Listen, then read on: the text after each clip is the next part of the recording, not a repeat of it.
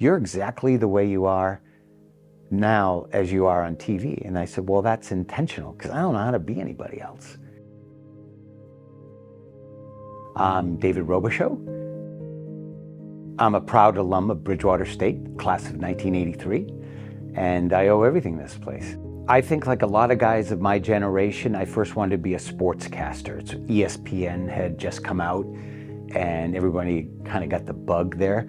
So when I came to Bridgewater, I came here to play football. So I thought, I'm gonna play football, but I also want to learn how to be a broadcaster at the same time. My sophomore year, after playing 2 years at Bridgewater, I quit the team, but I started writing the articles for the school newspaper, The Comment. I covered all the football games and I wrote the articles. Then that morphed into me covering men's and women's basketball.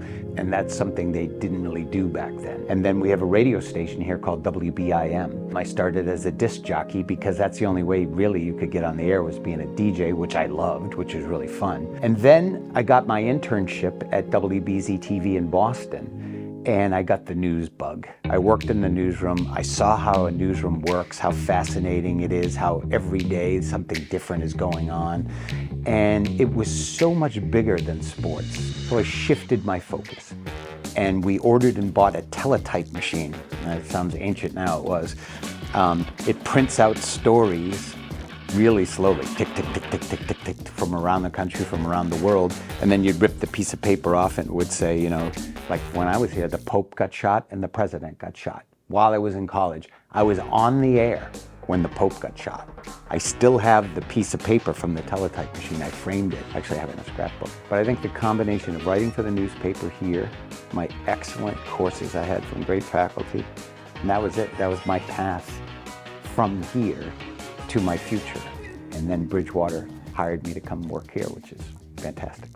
So I worked for WBZ-TV, which was Channel 4 in Boston, and we needed to create content for the sister station.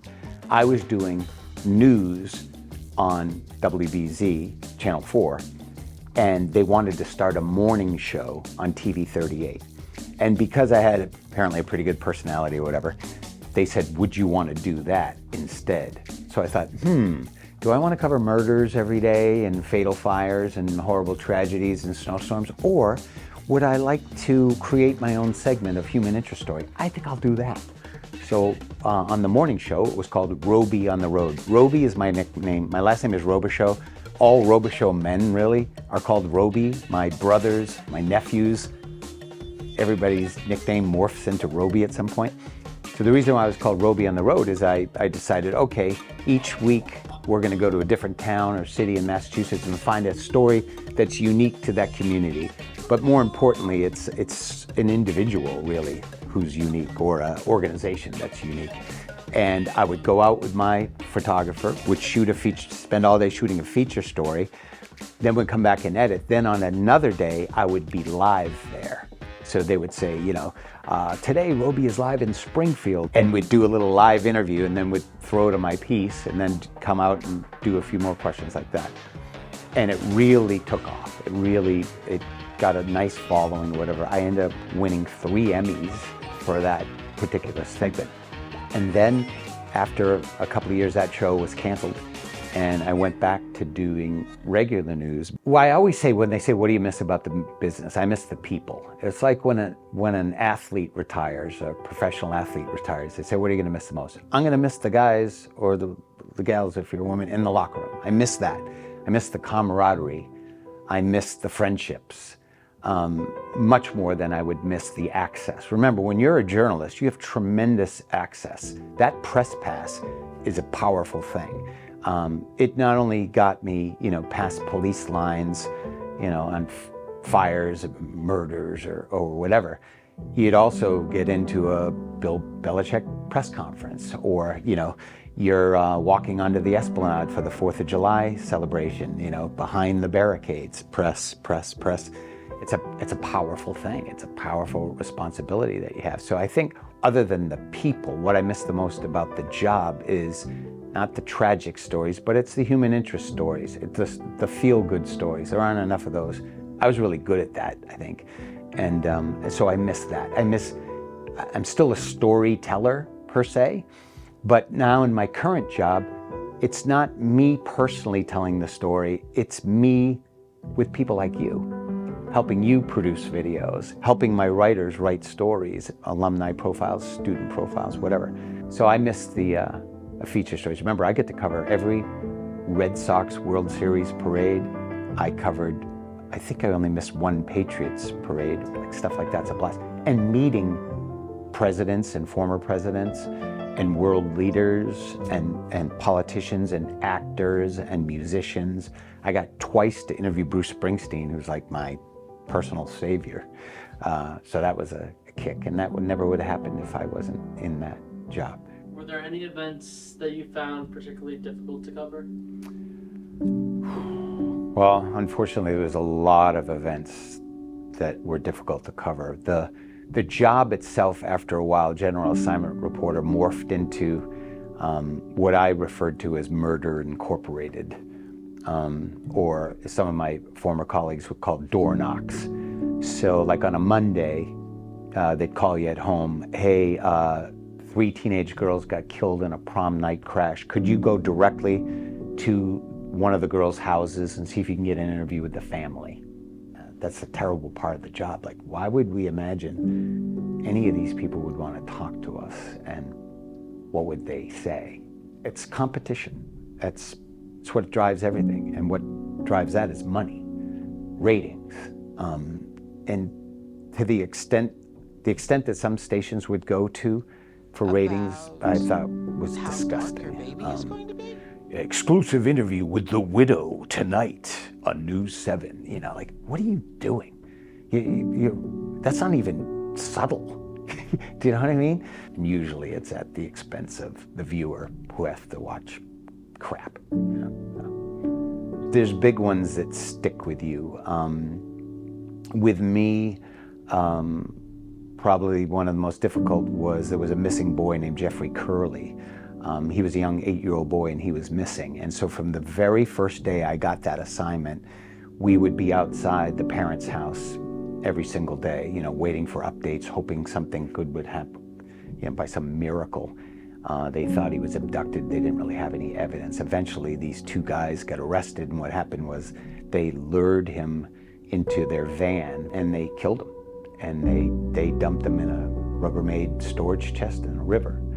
And so prior to them finding his body, we got very close to his father, like really close to his father, because you know, somebody's pouring their heart out to you like that, and he would bring coffee out to us and everything, you know. He came out to the reporters at the wake and said, I want you guys to come in. I want you to come in separately and be able to pay your respects. I remember it was an open casket, and it was still one of the most heartbreaking things I've ever seen, because I remember being really uncomfortable, and his friends are gonna see him like that. And so I think it was after the funeral, I said to the father, I said, Bob, I go, I'm curious, what made you make that decision to have an open casket? And he said, I didn't want those sons of bitches to have the satisfaction of thinking they were the last ones to ever see him. And I just thought that was really powerful, you know, very, very powerful. Another one that was horrible, I covered the Boston Marathon bombings. And of course, the son of 2 of our alums, Bill and Denise Richards, their son Martin, was killed in that. And of course, we didn't know that at the time. But when it happened, I was one of the first reporters out, try to go outside their house to try to get interviews with the family. We didn't know who they were at the time. And thank God, there was a police officer there, stationed, said, get the hell out of here. And I was happy to do that. And I think the real biggie was 9/11, which sometimes keeps me up at night. Now remember, the airports were shut down, the train stations were shut down, the country basically had to hit pause on everything, because you didn't know. I mean, 3 planes had already crashed, right? What else is gonna happen? But I spent 8 very long days there and saw and heard some really terrible, horrible things. But my job was to try to find, if possible, I wasn't covering the hard news aspect of it so much. We had an anchor there, another reporter. I was doing the feature stories, the volunteers. At the end of every day, the Red Cross had a tent set up for the media with psychiatrists, psychologists, social workers, whatever, anybody you want to talk to. And I took advantage of that every night, because you don't spend all your time around something like that and don't let it, you're supposed to be objective as a journalist. It's good to do that in a story and have a balanced story. But when they say don't get close to the people that you interview, for me that's like impossible. And when they say don't let the story get to you, yeah, unless you've done it, don't ask anybody to do that.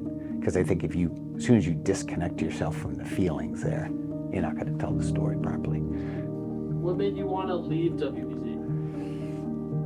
Well, I would like to say it wasn't entirely my decision to leave. I think one unfortunate thing about the business is, and believe me, it's a lot harder for women than it is for men. I'm the first to admit that. There's no way to age gracefully on television when you're a woman. It's very sexist, you know. It's like, nowadays, like 30-year-old on TV, right?